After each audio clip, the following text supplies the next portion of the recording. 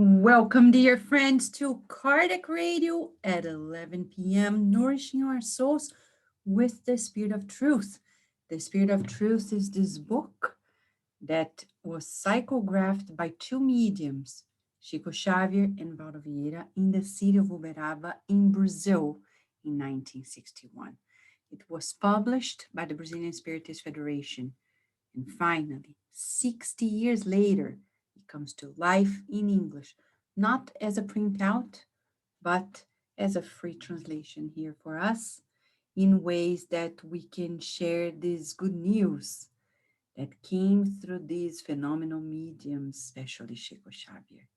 And today, who comes back? One of the spirit authors of the book, because several spirits brought the message. One of them, Andre Luiz. Before we go on, have we realized how loving these spirits are? How caring they are?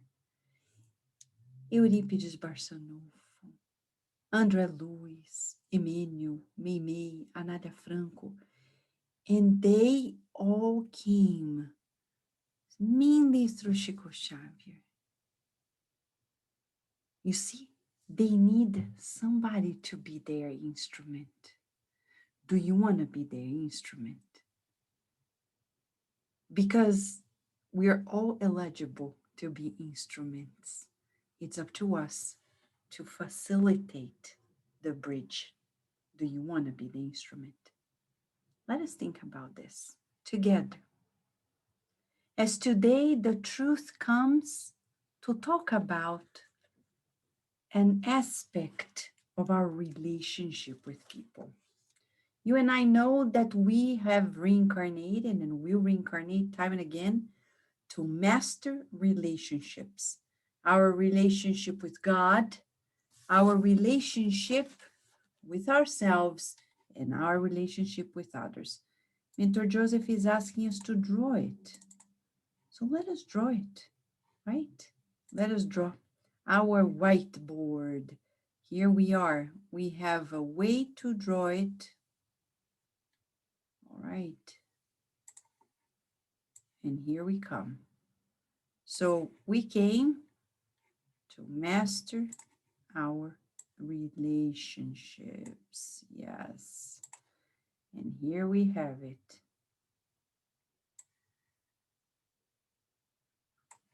And it doesn't need to touch because we came, let's write. We came to master. For those who are listening to us, we're typing in Zoom, screen share the whiteboard, visualize a triangle or kind of, and the sentence. We came to master our relationships. And then you may ask, relationships with whom, right? Yes. And the answer is, first and foremost, our relationship with God. So first and foremost, our relationship with God. That's what we need to master at first. And second, our relationship with ourselves. And finally, our relationship with one another. I'm not going to say others because that's very egotistic, right? But with one another. So you and I came to sharpen this relationship, especially with God, and then with ourselves and with one another. If that is so, chapter 12 of the Gospel According to Spiritism by Kardec, item 2, it talks about love your enemies, and he quotes Luke 6, verses 32 to 36. If you love only those who love you, what reward will you have? Since even sinners also love those who love them. And if you do good only to those who do good to you, what reward will you have, since even sinners do the same thing? And if you lend only to those from whom you can expect the same favor, what reward will you have, since even sinners lend to each other in order to receive the same advantage? But as for you, love your enemies, do good to all, and lend without expecting anything, and then your reward will be very great, and you'll be children of the Most High, who is good to ingrates and even the wicked. Thus, be full of mercy, just as your God is full of mercy.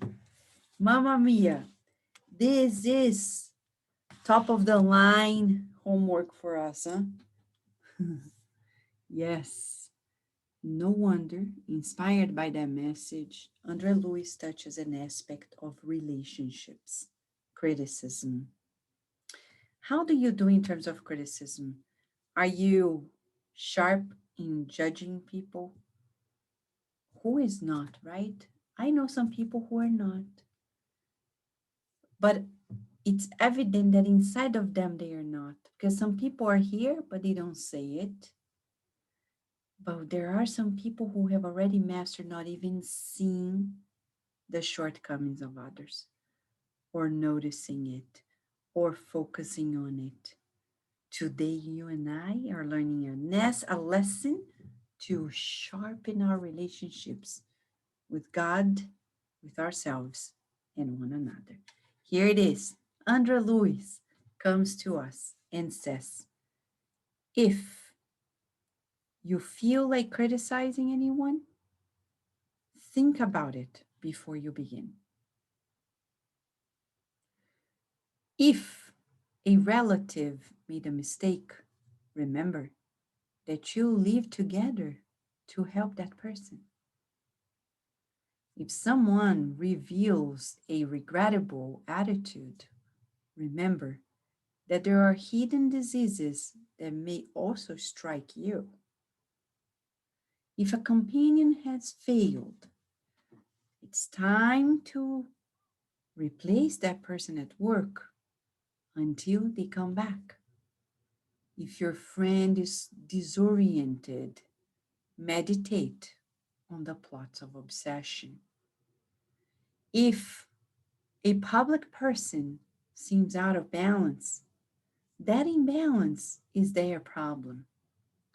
If there are moral disasters in our neighbors, this is reason for fraternal assistance, as the same disasters will probably reach us. If your neighbor fell in error, there's no need for someone to aggravate the pains, the conscience pains of that person. If a person went into despair, collapsing in their very energies, your bitterness is not going to help. Even if you're facing those who are fully immersed in madness and delinquency, talk about the good and run away from destructive criticism, because your reproach will not do the service of doctors or judges who are appointed to help them. And even if your opinion is austere and condemnatory in this or that, you cannot forget that the opinion of God, the Father, Mother of all of us, may be different. Wow. In 3, 6, 9, 10 paragraphs, short paragraphs, Andre Luiz, as a superior spirit, he brings to us the outline to change that judgmental nature in us, that habit. Thank you, God, that finally we're being taught about it. Now think about it. Spiritism is a school. school for our emotions, school for the spirit, school for everything.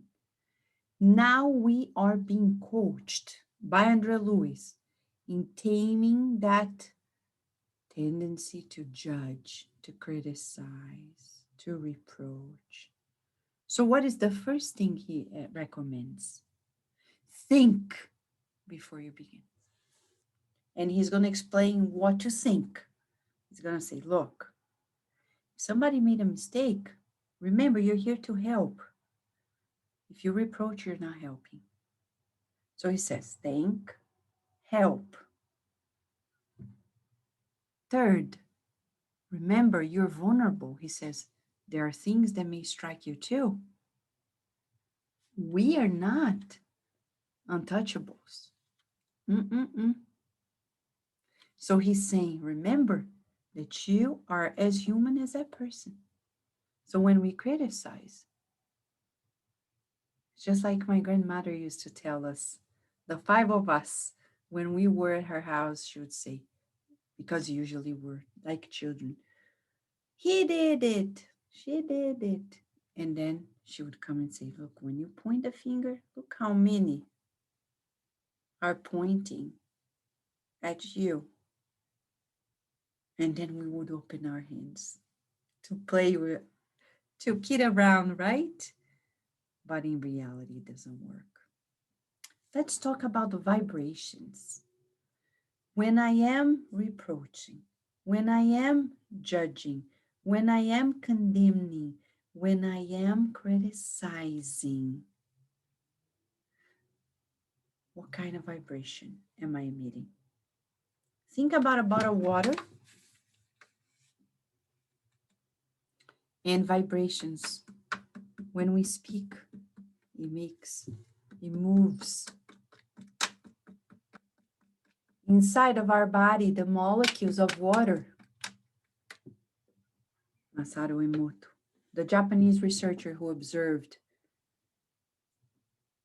the changes in the dynamics of water molecules, just according to our thoughts, feelings, words, and actions. So when we criticize, you bet that people who criticize others, they have this habit of criticizing themselves, like right there in their face. So you and I are being asked today, for reasons that only God knows why today and not yesterday or tomorrow, but today, probably preparing for more ahead of us. He's saying, think before you criticize. He's saying to us, you're here to help. Remember that you're not invulnerable.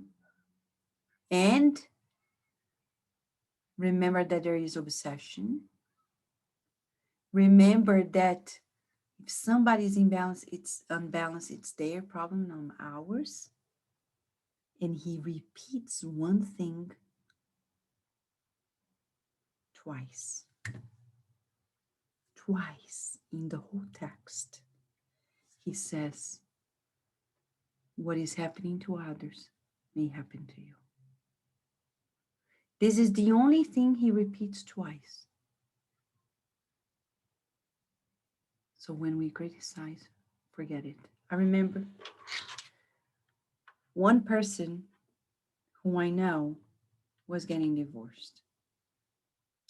And people who knew that person were criticizing.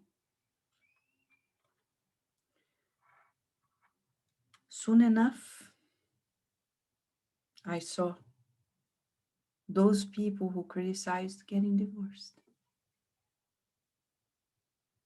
Isn't that ironic?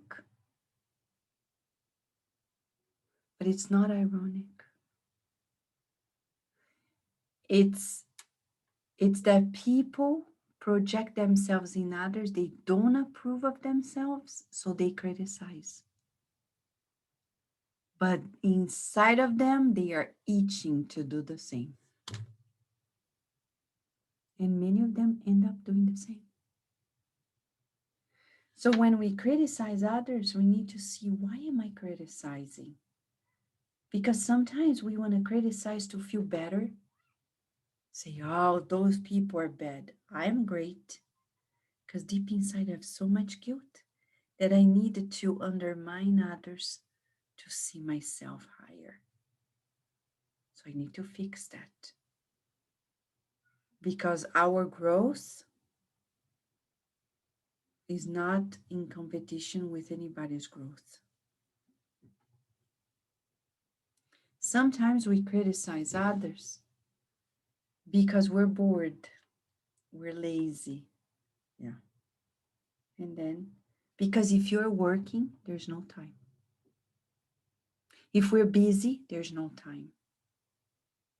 But let's go to Kardec's books, especially the Heaven and Hell book, where he lays out reports on spirits who made mistakes, etc. Is he criticizing? No.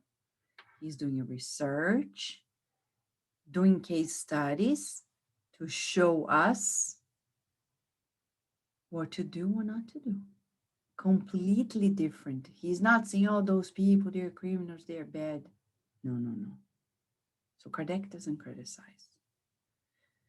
Because sometimes when we talk to people, we're like giving that excuse, justifying ourselves. But I'm not criticizing. But what good is coming out of this conversation? Did you see that person? Did you see the other? Did you see? And at the end of the day, gossiping, criticism, judgmental. And he says, even if we face people who are mad, mentally ill, criminal, let's talk about the good and run away from criticism. Because those who are very elevated, they don't criticize, they help. And our opinion is not final because God has the true verification of people's lives. He says the opinion of God may be different. It humbles us, doesn't it? So he ends by saying, be humble. Don't think that you understand it all because you don't. I love this text because it grounds me. It grounds us. Don't you feel it? It's grounding us, bringing us to our very measure that we are not at the top of the mountain looking down on people, that we need to think, help, and realize I don't know the whole truth. One thing I know, and I'll open a parenthesis here. When we study a field in neuroscience named neurocriminology, Michael Gazzaniga, who I remember watching his talk at the University of Maryland when he was visiting us, he was the one who observed that we have this lateralization of the hemispheres in the brain, that the right and the left have different modulations, let's say this way. But at some point in his talk, and now he's focused more in this field of neurocriminology, he talked about the fact that criminals are treated as if their physical brain doesn't contain the mind. The mind is extracorporeal. Because if we're truly materialistic and we believe that the mind is in the brain, criminals have broken brains. The way they are seeing the world that makes them make decisions that are bad is such that if we don't understand that way, where is that coming from? Why am I saying this? We spiritists don't believe in that. We understand that the spirit with its mind imprints its dynamics in the spiritual brain and the physical brain. But one thing we know, is it true that there is a broken brain? Kind of, in the sense of that brain is not functioning healthfully. It's not healthy. The mind of a criminal is not a healthy mind. The way he's seeing the world is different. He doesn't see this pencil the way I see it. That's why he uses this pencil to commit crimes. While we may look at it and feel, oh, I feel so much like drawing and coloring. You see? So when I look at somebody who is criminal, who lost their mind in despair, in mistakes, confusions, imbalance, these people, the way they are processing in their mental body, they are processing life in a completely different way. God can see it, but you and I can already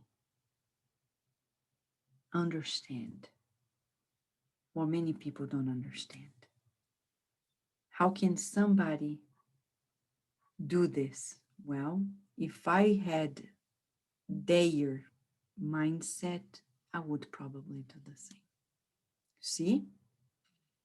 That's why we need to be careful because obsession exists. We're vulnerable. So next time we criticize, let's do an exercise, shall we? Few steps. Let's write down the steps so we can together march towards this. First, yes, let's write it down. First thing we're going to do, Andre Luiz says, to stop this impulse of criticism, think. Second, help. And third, humble yourself. And I say this to myself, okay? Nothing personal, to myself as well. So this is the exercise in the next 24 hours, a 3-step exercise. I'm going to criticize. Think. What do I really know to say? 2, can I help? We can always help, even if it is with a prayer. And 3, humble ourselves. What does it mean? I don't know the truth. God knows. What I see probably is not what God is seeing. And at the end of the day, what if the circumstances were similar in my life? Wouldn't I do the same? So we humble ourselves. This is the exercise that the good spirits want us to do. This is the exercise on embracing this truth that Andre Luiz is sharing with us. How do you feel about it? Wonderful? Fantastic? I do too. It's very enthusiastic to know that we can grab a hold of this impulse of criticism in our judgmental nature and say, come on, I'm going to tone it down. Isn't that a beautiful exercise? We're going to feel much lighter and our vibrations are going to be smoother as we practice non-judgmental practice. All right?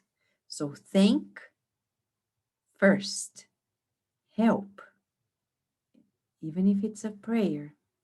And third, humble ourselves and say, who am I? Can happen to me too. Circumstances can happen to anybody, right?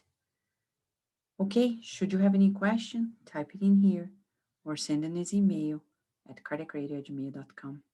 We love to be here with you, and especially here when we know that at Cardiac Radio, each and every program is all about nourishing our souls. Each and every program from all the hosts, we're all on the same page with you. We're all willing to grow, to nourish ourselves, to stay strong, and reach out to everyone possible. Thank you, friends, for being here with us in one more Spirit of Truth. And we hope to be back tomorrow, God willing. Thank you, friends.